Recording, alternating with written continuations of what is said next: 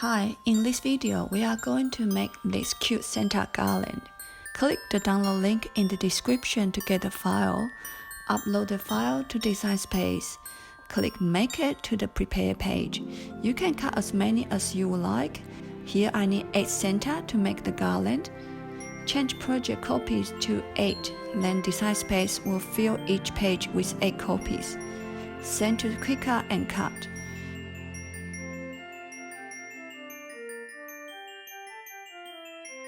Now we have all the elements.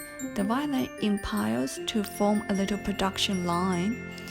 First is the outline, skin layer, red hat, beard, and white beads of the hat. And the last is the red nose. Next step is to glue all the layers together in the pile order.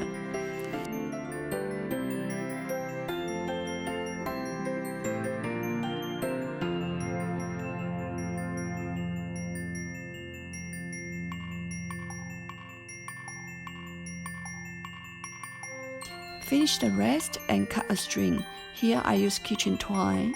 I mark 6 inches on the twine and glue center on.